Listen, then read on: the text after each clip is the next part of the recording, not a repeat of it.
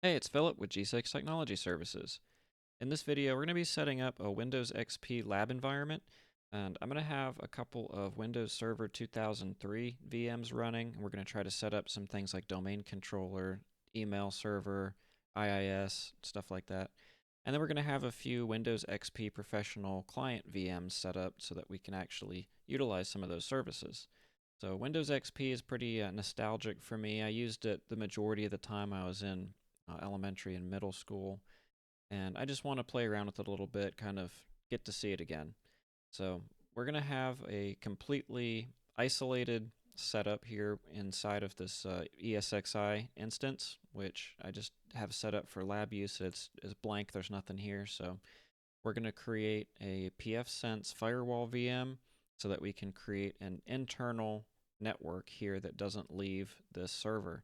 So none of the machines that we're going to create will be part of our main network. You could do that if you wanted to, but I just would rather have them all isolated. That way we can play with things like DHCP and DNS and some other services and not worry about things leaking out onto the main network. So I've got this all set up on a lab network, so I don't have to really worry about that anyway, but I'm trying to get it to where if you wanted to do this at your house or something, say you have a spare PC sitting around and you want to throw Proxmox or something on there, you can't really get ESXi anymore since Broadcom bought out VMware. They don't offer anything for free. It's all really expensive, and they're trying to do subscriptions, and nah, that's the way it went. I'm kind of upset about that. I really like ESXi. But anyway, that's what I have here, so I'm going to use it. That's what I like. And I'll keep using it, for a while, and eventually I'll have to move on to something else. But anyway, so in order to facilitate our separate isolated network here, what we're going to do is I'm going to go into the networking tab. And you can see I already have a couple of VLANs set up, so we have our lab network already set up here. And this is going to simulate your home network, I guess. So I'm not going to use both of these. It's just going to be one of them. And that's going to be the WAN interface on our firewall, which is actually an internal network. It's not going to be exposed to the internet at all. So to start, we're going to create a new virtual switch. And what we're going to do is I'm just going to name this lab switch. We're going to delete the uplink. We don't want this actually tied to any physical network hardware on the server. So this way it's completely internal and isolated. We'll add that. And then we're going to go ahead and add a port group. And I'm going to kind of do the same thing there. I'm just going to call it lab. And we're going to leave it on VLAN 0, which is just a native VLAN. And then we're going to set it to use our lab switch, virtual switch. Add that. And then I'm going to come back over here to virtual machines. And I'm just going to refresh. I hope that works because I've been having a problem where if I create a new port group, it doesn't show up our drop down until I reload the whole page. So we're just going to call our new VM firewall, and I don't really know what pfSense is based on, so I'm just going to put other Linux 64, put that on our regular data store, and then I'm going to be a little bit generous with the settings. We don't need this much stuff, but this is just a testing environment, and this is all going to get blown away after I'm done playing with it. So what we're going to need to do is under network adapters, we're going to add a second one. So our first one, see how it's not showing the new one that we just made, so I'm going to end up having to save this and just reload the page. So I'm just going to set them both to the same thing right now, but this is supposed to go to our new port group. Our host we don't want host device, we want data store ISO file. I already have it prepared. You would have to just download it off the website, or you already have a copy of it, that'll work. So I'm going to go ahead and hit next and finish. And we're not going to turn it on. I'm going to have to go back and edit it and see if we can put our correct port group in here now. Yeah, now it's in there. So I don't know why it does that, but we want our second adapter to be our internal and the first adapter to be our, the quote, WAN interface. It's the WAN interface as far as the firewall is concerned, but it's actually, just to reiterate, this will be an internal network. It's not going to have internet access, or it won't be directly exposed to the internet. So we're going to go ahead and power on our new pfSense VM and open up our virtual console. And we're going to sit here and wait for it to install. I'm actually going to just pause the video real quick because it does take a few seconds and you don't need to listen to me rambling the whole time. So I'll be back when it's ready for us to interact with it. Alright, so it wants us to accept our license agreement, so we'll go ahead and do that. We're just going to go with the default options pretty much for everything. This is just for testing purposes, and it's a virtual environment, so some of this doesn't apply anyway. And yes, we can overwrite our blank drive. So I'm going to pause it again. This is going to take a few minutes, and then I'll come back when it wants us to interact with it again. Alright, well that actually didn't take all that long, so it wants us to reboot. So we're going to go ahead and do that. And this process I do think takes a couple minutes. So I'm going to pause it again, and we'll be back after it is rebooted and it's at the menu and it's ready for us to do some initial configuration. So I'll be right back. Alright, it is ready to go.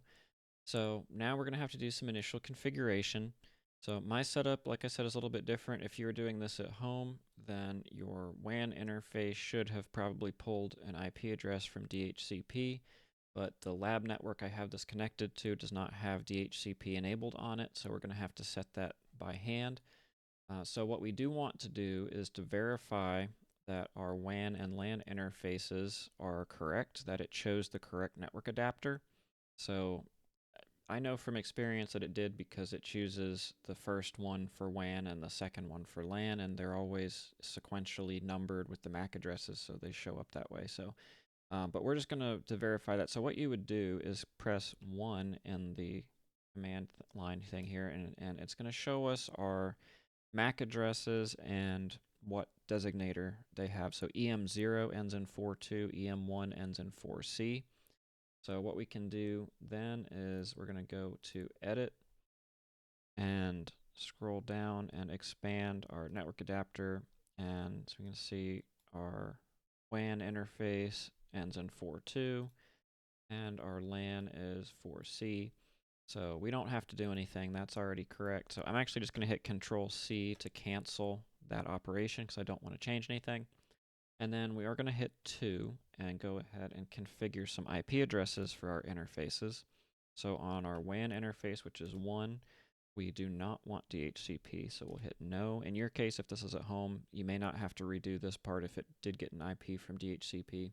Or if you want to configure a static IP, which is always handy to do that so you can find it later and not have to go log back in and look at the menu and see what IP it got if it changed. So we're just going to go ahead and fill that in. So we're at 10.198.1.130 is what I'm going to give this one. 24-bit 255.255.255.0 is the subnet mask. Our upstream gateway, we're just going to put our upstream router, which is 10.198.1.1. And in your case, if you're doing this at home, this would probably just be your router that your cable company or internet company gave you. We're going to go ahead and fill that in. Yes, we do want that to be the default gateway. No, I don't want DHCP6. And I do not want an IPv6 address on the WAN interface, so we're going to press enter for none. And we do not want to start a DHCP server on the WAN interface. I don't know why that's even an option, but it's there. But we're going to hit no. And then we do not want to revert to HTTP. And then once this is finished, it'll let us confirm it or just show us what it did, which that looks correct. Hit enter. And then we're going to do the same thing again for the LAN interface. So you would need to make sure if you're using this default 192.168.1.0/24 subnet for your main home network, then you don't want to use it here for your LAN address. Or for your LAN subnet, so you'd want to pick something else. So I'm going to go ahead and change it here. I don't need to. It would be fine just to leave it, but I'm just going to kind of go through that to show you how to do it. So we're going to hit 2 again for LAN. No, we don't want to set it via DHCP. And we're just going to do 192.168.123.1, and then we're going to do a 24. There's no gateway. We don't want DHCP, and we're not going to do an IPv6 address. And we do want to set a DHCP server up on the LAN interface. That'll make things easier going forward. And then our client range start address, we'll do, just do 200 just to kind of keep it towards the end. And then 123.254. So that should be plenty. We're not going to have, 50 some devices on here anyway, so that's more than enough for our purposes. Probably most of what we'll be doing will be static anyway, because we're going to be setting up a bunch of servers. And we'll only have a few clients to test out. So anyway, no, we don't want to revert to HTTP. And then it will let us continue back to the menu. And we double check that our addresses are correct, and it looks like they are. So right now, our LAN interface actually only exists inside this ESXi host virtual environment, and there's no way to get to it from our PC here that we're using to do all this from, because we didn't link the vSwitch to a physical interface, and we didn't use our main network in any way. This is all completely isolated. So what we need to do to be able to even get to the web configuration for this is, the easiest thing that I found to do is just hit 8 to get to the shell. And then we're going to type in pfctl -d. And what that's going to do is disable the packet filter, because by default you can't connect to any of the firewall's management services over the WAN interface, which is exactly what you would want if this was connected to the internet. But it's not, it's just connected to our internal network. So it's fine to just disable that. It will automatically re-enable once you make changes to the firewall configuration, which is a good thing, and which we will be doing. We're going to add a firewall rule in there that allows management access from our WAN interface, since it's just on our internal network anyway, and that's just going to make things easier for us to make changes. So I'm going to go ahead and just close out of this. We shouldn't need to get in here again. If you want, you can just hit type in exit, and it goes back to this menu, and that's where we can just leave it. So we're going to go to our WAN address, which should be on your local, your home network or whatever, however you have this set up. So I'm going to go ahead and do that.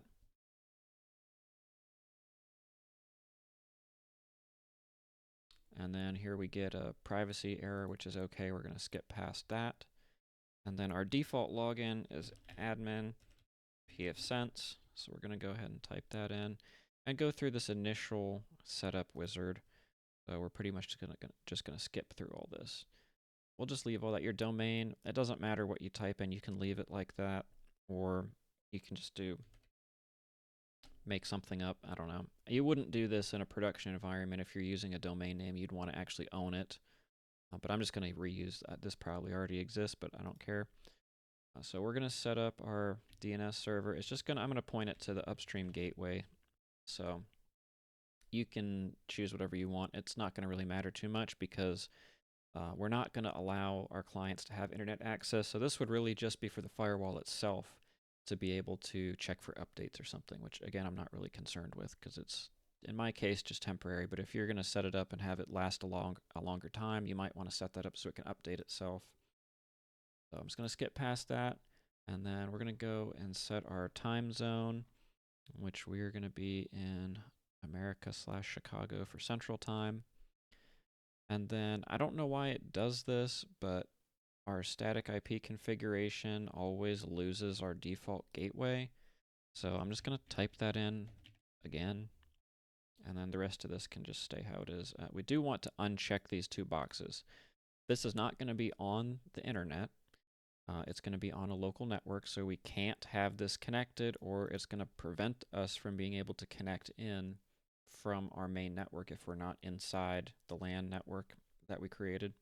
So we don't want this checked. If this was connected to the internet, if this WAN interface had a public routable address, you would want to leave both of these checked. But we're just going to undo it for now, because we don't need to have that on in our use case here.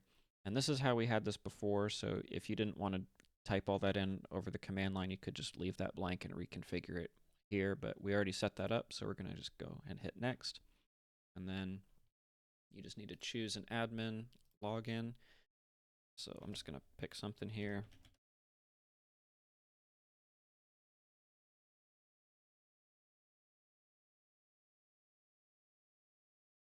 Hit next and reload and wait for it to do that. It shouldn't take too long. Usually is pretty quick. And there should be one last step where I think we have to agree to some license or something. I forget now, but it is in the process of reloading. I may end up, we'll have to wait and see if it does reload, or I may end up having to go back and do pfCTL -D again. I don't know if it turned the packet filter back on because we hadn't had a chance to add our firewall rule yet. So I'm going to give it another second, and then I'm going to check that out. Actually, we can just go and look at that real quick. So all you do is you have to type in 8 for shell again, pfCTL -D.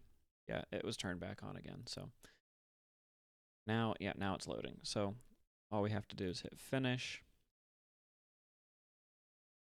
And then the first thing that we're going to want to do after we accept all the stuff that pops up is we want to go over to firewall rules. And then on our WAN interface, we want to add a rule. And we're just going to change this to any for the protocol. IPv4 is fine. We don't have IPv6 enabled, but you could choose both if you wanted to. We're going to do source any, destination, this firewall self, and that will allow us to, and we'll hit apply change, that will allow us to access any service on the actual firewall from our internal network, from our home network, not our lab network. So that's what we want. So now if we can go back and check, if we try to re-enable the packet filter, it says it's already enabled because it reloaded whenever we hit that green button over here. It says it's applied. Rules are reloading in the background. So notice we're still able to get to things now. And even though, yeah, it takes a minute for some reason when I click things, but it is good. Yeah, so it is working. Just that main dashboard kind of takes a long time. There we go, it loaded. So we now have 2 networks. So if we look at our rules, we have nothing in the floating. The WAN just has our remote management rule, which that's all we're pretty much going to leave or have in there. And our LAN, we actually pretty much want to delete everything out of here because that needs to be completely isolated. We don't need anything to kind of leak out to the main network. So we're going to just delete these, and that will just kind of cut off the LAN. And then we're going to go ahead also, click this little gear, and we're going to get rid of the anti-lockout rule. We don't need that to be there because we're not going to be accessing it from the LAN. We're going to be accessing it from the quote WAN, even though that's, again, our private network. So that should be, I think, all we need to do within here. We'll verify. I don't know why this is taking a while to reload, but we want to verify our DHCP server. If we can get that to open. There we go. And then, yeah, they say that this other DHCP engine has reached the end of its life, so we'll go ahead and just switch that over, save it, get back to DHCP server, and it's enabled, and then, oh, that's interesting. It asked us what the range was, and it didn't keep it, so glad I checked that because that's going to overlap with our static pool. So we're just going to update this. I don't know if I typed 245. I think I typed 254. I meant to anyway. Then we're just going to go ahead and save. Interesting that it did that. So anyway, we're all set there. We have DHCP enabled. And for our purposes, this is all you need to do. If you were using pfSense in a production environment, you definitely want to go and tweak some more settings. But this is all we need to do. It accomplishes our purpose, which is just to isolate traffic. So now that we have that, we can close out of this. We'll just type in exit, and it'll take us back to this menu, and then we'll just close out of that. We don't need it anymore. And we'll go back to virtual machines, and then what we're going to end up doing is making, I think, 4 machines. The first one, we're just going to call DC1. This is going to be our domain controller. And I'm just going to choose, I have a server 2003 Enterprise, and I don't see it on this list anywhere. So what I am going to do is just choose the one that doesn't say anything else after it. I don't know if you're supposed to pick web or standard or data center, but I'm just going to go with the blank or the plain one. It seems to work, I think. And then we're going to give it some resources. We'll do 4 cores. Then we'll just give it 2 gigs. And we'll do 100 gigs. And it's on our LAN, or our lab network, which is the LAN side of our firewall, so that's what we want. We'll do a data store ISO, and we're going to choose Windows Server 2003 Enterprise, select, next, finish. Okay, and then I'm just gonna create them all now and we'll start setting them up. So we're gonna go with our servers first. I don't know what this other one is going to be yet, so I'm just gonna call it member server 1. I'm just gonna do the same thing. It's pretty much gonna be an exact duplicate setup in terms of the specs. If I remember what I chose. Actually, I don't remember what I picked. I'm gonna do 100. I might have done 50 on the last one. Data store ISO. I'm gonna choose Windows Server 2003 Enterprise. Next, and I actually had to order a CD of that from eBay because I didn't have an ISO and I didn't want to trust any of these sketchy websites. So I got a clean copy of it, and you can find the product keys on Google.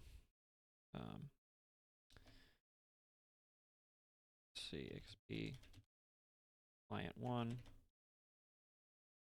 Windows XP Professional 32-bit. Next. And then we'll do give it a gig. Then 100. Do Windows XP. Next, finish. And then you could export templates of these if you're going to be doing a bunch, but I'm only doing a couple, so it's easier just to do that. And we're going to have 2 clients to play with. You can always make more. We'll do XP32. Leave it on that data store. Now we're going to set this to 4, 1 gig, 100 gig, and choose our ISO again. And if you're wondering, I have a TrueNAS set up, and I've got some NFS shares where I just have all these ISOs. So any of my ESXi machines, I can just go to this folder, and it just automatically has all the ISOs in my collection. So I can just upload it from a file share on my Windows PC, and it'll just pop into this. And this is a read-only share too, so I don't have to worry about accidentally deleting because it won't allow it. Select that and finish. So that should be everything that we need. So what we're going to end up doing now is I'm just going to set these servers up first and then the clients. So we'll go ahead and turn it on. Let that install. And then I think what I'm going to do, I might be able to do all these at once. I'm not sure. But I'm going to pop the console out to a new tab. And then go back over here and start up the member server and kind of do the same thing where I'm going to pop the console out to a new tab and then make that kind of its own window, make this kind of its own window. And we're going to try to have both of them here next to each other. I'm going to reload both of, well, just that one, I guess, because it is not lined up right. And wait for that to finish. So now we can go ahead and hit enter and then F8. Use the unpartitioned space and do a quick format. Same thing over here. Enter. Enter. F8. Partition space quick. Now we're just going to let those go.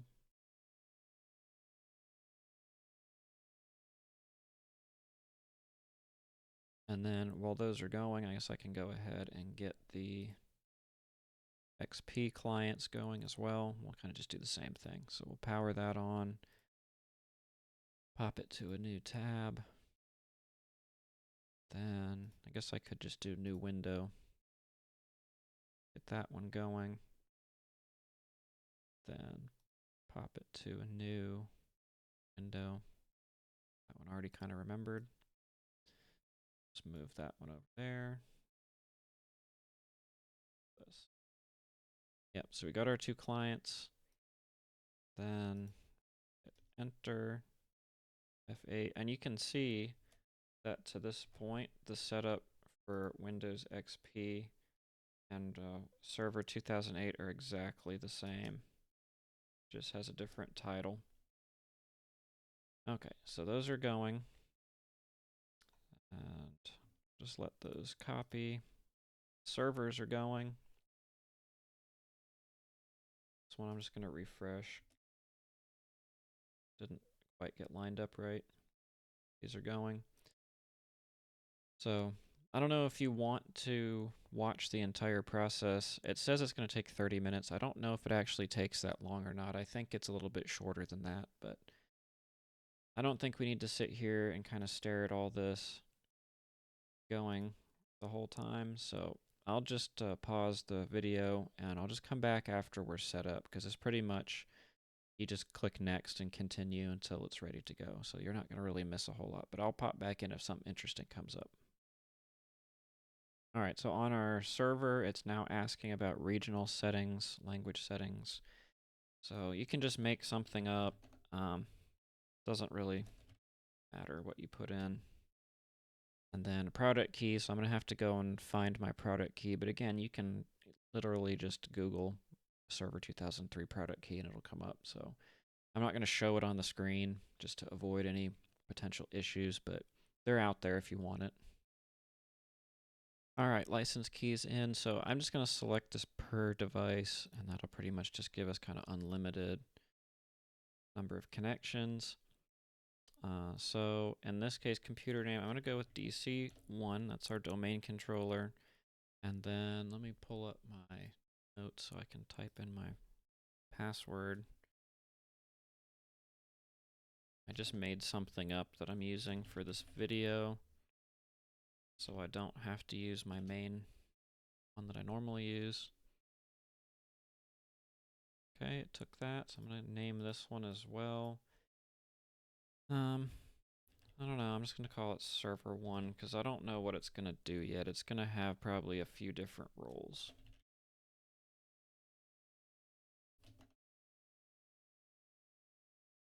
And it's going to be a few different things. Like I said at the beginning, I want to try to set up email. I saw that that was a role. I don't know really how it works. It's not Exchange, it's something else. It's somehow related to IIS or something. I'm not really sure. So I'm going to set our time zone, even though the time's wrong. Anyway, should I change it? That's actually close, but it's not right.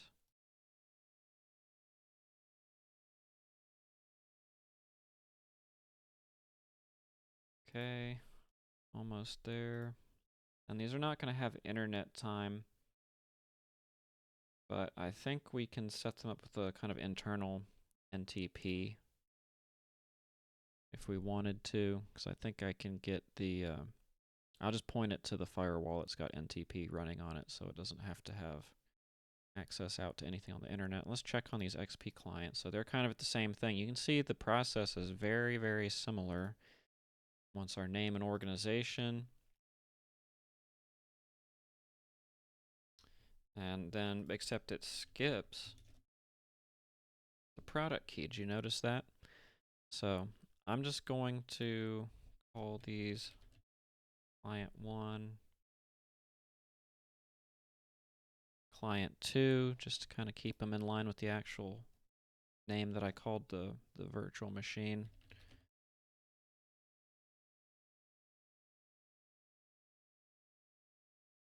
And I had to come up with a quote complex password because I had a hard time getting something simpler to work. just wanting to use the same one for everything in this environment just to make it easier so I don't have to remember a bunch of stuff. Central. I'm not going to worry about the time. We'll just get it to sync with the domain controller once we're set up. If that'll work. I think you have to be within a few minutes of the correct time to get it to join, but I'll figure it out later. So let's see. All right, network settings. So we are going to set a static IP, but I actually would prefer just to do that inside of Windows whenever it's actually booted up all the way. So I'm just kind of going to skip through all that and just let it get one from DHCP, then we'll change it. I'll kind of just leave one of each of these up here so I can monitor the status, but look, it's exactly the same.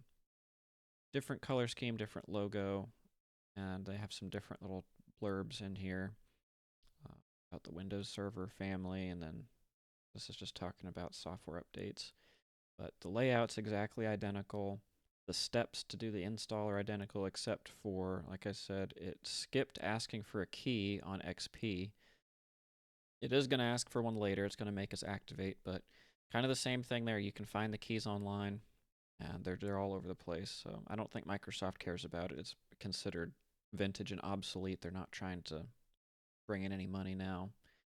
And you couldn't even order it from them if you wanted to. They wouldn't help you. You call in to get it activated, they won't help you. So luckily there's some tools online that you can use that will help you activate both of these. So I'm not going to get into that because that's a little bit kind of seedy, I guess. So you can find it if you want to. And yeah, so we're just going to wait for this. All right, I think we're getting closer. It's now doing the initial reboot. The server that we started first already started that process. The client's coming up next. Then at this point, I know the client has some more steps to do. I don't remember what the server does, if it's done at that point or not. So we're going to find out. I do have to adjust the visual elements. That's fine. We're going to go ahead and this is going to want me to do the same thing. Yes, that looks better. And then, yeah, so the server, there was no additional setup. It's already finished.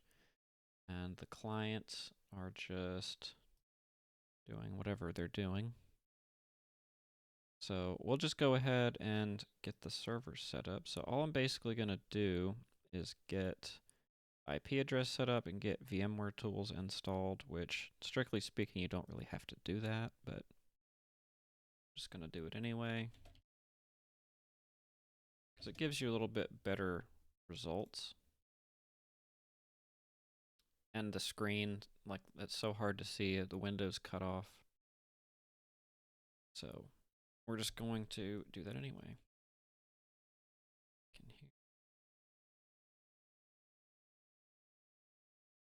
Yeah, your display settings. Maybe it'll just kind of fix it for us. Oh, okay, that helped. So that was interesting. XP kind of just jumped into it. This waits for you to log in. So there, I guess they diverge a little bit. Now, we're going to go in here and give our machine an IP.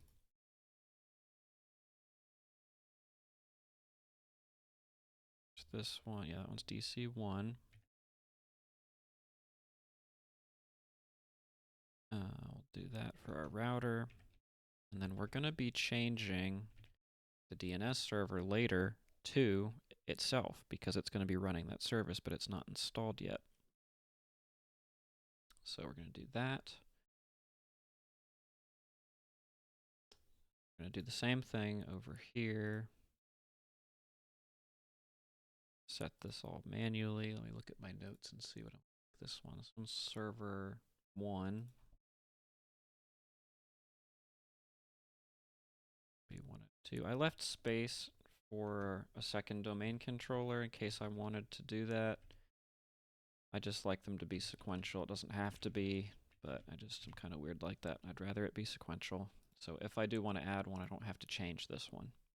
And I'm not going to ever have more than 2 anyway. And I'm probably not going to have a second one, but if I wanted to, we could do that to play with some replication and have both of them be DNS servers and have DNS 1 and 2.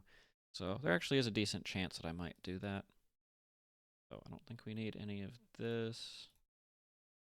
And so here it wants us to activate. So all you do on there is hit, you want to telephone a customer service representative. It generates this installation ID, and then you can use that to activate it. So I'm just going to go off camera real quick and do that, and we'll come back after those are activated, and then we can start getting some roles installed. Alright, so now we've got our servers activated, and we can go ahead and start installing some roles on them. But before we do that, I'm going to go ahead and get these clients all squared away. So they just have a few more steps that they want us to do. We're going to hit next, and then we'll turn off automatic update since it's not going to work anyway. Next, then skip registration. We do not want to do that. Skip. No. Next. No. Next. Name. Admin. Next. Admin. Next. Finish. Finish. Finish. And we should be ready to go in here. And these clients, we're just going to leave them with their DHCP acquired address, IP address, because we don't really care what they're going to be. And you can see here that it did get the correct information from our server, or from our firewall, which is good. So another thing that you wouldn't do kind of in the real world, but it just makes things so much easier in this isolated environment for testing, is we are just going to get rid of Windows Firewall. We're going to turn that sucker off. Don't need it getting in our way of having fun. That's just going to be off. Don't need that. Don't need that. So now what we can do, because we have VMware tools that we can put on these as well, is I just want to see if this works, because I don't remember. Oh, it's not, because we have to add a rule. So we're going to need to do that. I just need to grab something off of a file server real quick. And let's see, go back over here. Go in our firewall again. Which I don't know why it kind of, maybe it needs more resources. I wouldn't think so. It's a little bit slow, but it's still doing it. So what we're going to do here actually is go into firewall, and then rules, and then LAN, and then we cleared everything out. So what we're going to do is just make another any rule temporarily, and we're going to get rid of that after we're done here. But in the meantime, that should allow us to, yep, there we go. Oh, I don't remember what the password is. Oh, hold on a second, let me change it. Okay, reset that, so, yep, there we go. Get in here now, so what we want is not that, we want this one. And you have to grab, I think you need this. I'm gonna throw that over in. Guess I just don't want to run stuff right off the file share. And then VMware tools, let me put this in a list. So yeah, the 32-bit. So those are what we are going to need. And that will allow us to get VMware tools on here. So we have to install this software. Oops, that was server 2003. That's not the right one. You want to grab Windows XP. And it's this, if you run into this problem, I had this issue. You Google, you can find KB 835732, this Windows update package, and just run that. And then you need VMware Tools 10.0.12, which if you Google that, you actually can still find it on VMware's official website. So I made sure to archive those so that I have copies of them. So we're just going to let these install. Meanwhile, I'm going to go over and grab the same things off the server.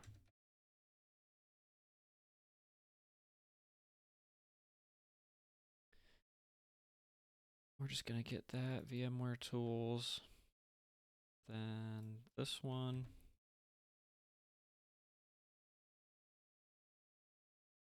and the same Windows XP, and then we would do the same thing on the server. You just get the server 2003 version instead. So it actually, oh, that's interesting. I could have sworn I'd done that before and it didn't work. Okay, well, we're just going to go straight for VMware Tools then and see what happens.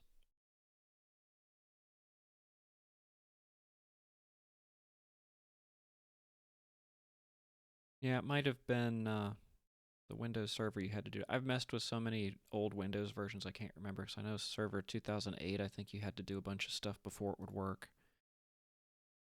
This one might actually just work, though. I think it will. But I think on the servers, I have to do something else. So I always like to put VMware Tools on here when I'm doing this, because it gives you the better drivers. And then it gives you dynamic screen resizing too, so if you're trying to full screen it, it'll actually increase the resolution instead of just stretching this little 800 by 600 or whatever it is square larger. We do need to activate as well, but this is going to make us reboot, so I'm going to do that and then I'll get it activated. Finish, and yes. So should be finishing that up here, and I might want to. Now this is something that's, it's kind of up to you and your risk tolerance, but sometimes I will do a snapshot before I do stuff like this, because I've had it kind of blow up in my face before where it doesn't work and it just messes up the whole thing, because you are messing with drivers. So that is something to kind of be aware of, is as you're messing with drivers, if it doesn't work, it really doesn't work. So this now has VMware Tools on there. So in theory, if we, there we go. If we resize our window, it actually resizes properly. So that's a good thing. So this needs to be activated, and then we'll start working on our client, or our servers, I mean. Just verify. Yeah, this one's working now. Our screen resize. That's so nice. So I forget what you have to do to make. Oh, actually, is it in your? I don't remember. There's something that you can do to make the activation screen come up so it doesn't just come up randomly. I think on the server there was a thing up here that said activate Windows. I don't know how you make it come up otherwise. So, well, we'll just not worry about it. I'll wait. It's going to prompt us again, so I'll just need to put the product key in and activate it. So I'm just going to close these right now because we're pretty much done with that. And then I need to grab the same things off of our file server, and then we can turn that firewall rule back off. I'm going to go ahead, log back in, and then we're going to go to the same thing.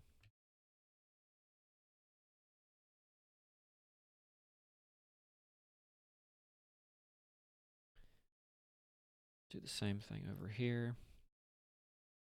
Oops.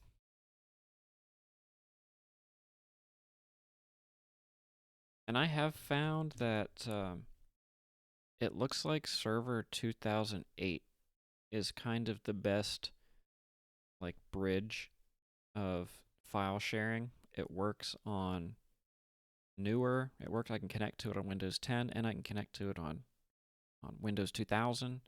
So that's kind of like the best of everything, because if you set up a Windows XP or Server 2003 file share, I can't connect to it on newer like Windows 10 if I needed to. And then if you do the opposite thing, you set something up on Windows 10 or Server 2016 or something like that, it won't work on XP or Windows 2000 because they changed the versions of like SMB and some signing. I don't know what happened there. Some signing stuff. So let's see. We'll grab this. And then I'm just going to do another. I missed the tabs. That was really handy. I don't know how to get to documents quickly, so I'm just going to throw it right there. And then I think these, I am going to go ahead, because I ended up having to activate them, and it's kind of a pain. I am going to copy or make a snapshot before I try to install anything, just in case it blows up. I don't end up regretting it. And I'll show you that too if you're not familiar. It doesn't take very long. It's actually pretty easy and quick, where you can just kind of capture the state. 2000, did I do that already? No, okay. So that should be all that we need. And then it works better if you shut it down, because then you don't have to do a memory capture. Because if you do a snapshot, as far as I know, if you snapshot in VMware without capturing the memory, there could be disk inconsistencies, basically. And you don't want to risk having that happen. So if you shut down, everything's nice and happy. So yep, they're both off. So I'm just going to go over to, I always like to just do it from here so you can see everything.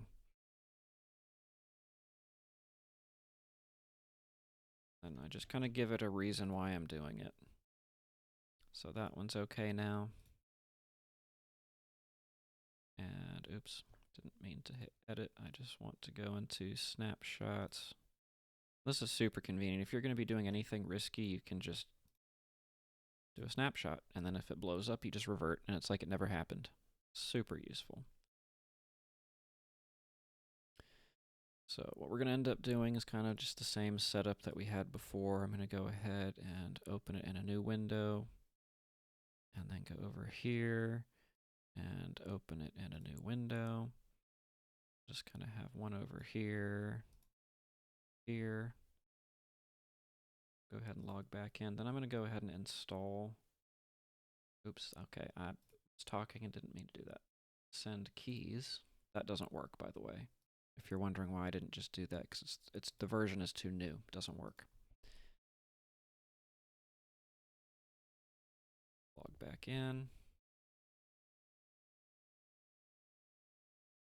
Back in. So all that really does, if you click on that install VMware tools from the menu, is it just mounts a virtual disk, which actually, if you look back in the console, or is it over here? Oh, the recent tasks. So it's over here. It actually says it couldn't do it. Unable to install, because it doesn't have pre-Windows Vista doesn't exist. So I could drag it onto the server, but I'm just I don't know, just not doing that. It's on that file share. I can just grab it when I need it. So what we're gonna do is run. I think this one is required, because this is a different or older revision that I've got on there. So we're going to install this update and let it restart. It's pretty quick. This server OS is really fast, and Windows XP actually also really fast. So we're going to let them reboot real quick, and then we'll go ahead. No need to even pause, because it's going to be back up so fast. Already the other one's pretty much done before the first one's restarted. So we're going to go ahead now, and I wish there was some shortcut to do this because it's really annoying.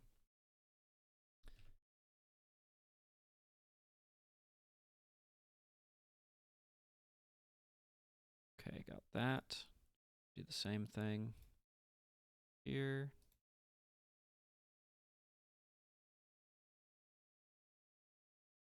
And then we're going to go over to our VMware tools.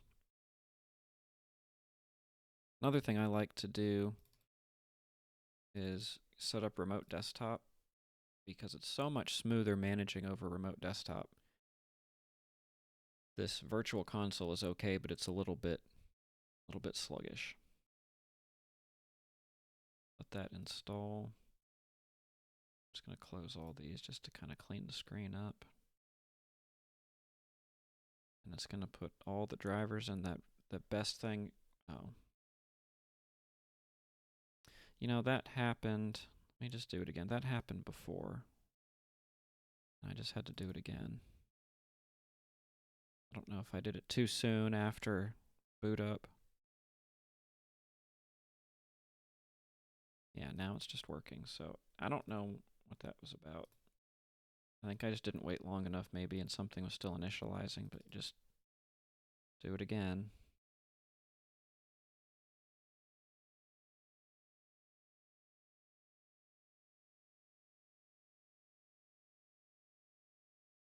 And then we'll go ahead and install. And I think putting VMware tools on there also lets you change some settings on the fly, because there's some things that won't let you do, like changing the port group for some reason. I don't know why that would matter, but you can't reconfigure some things while the machine's booted up. Finish, and we'll restart.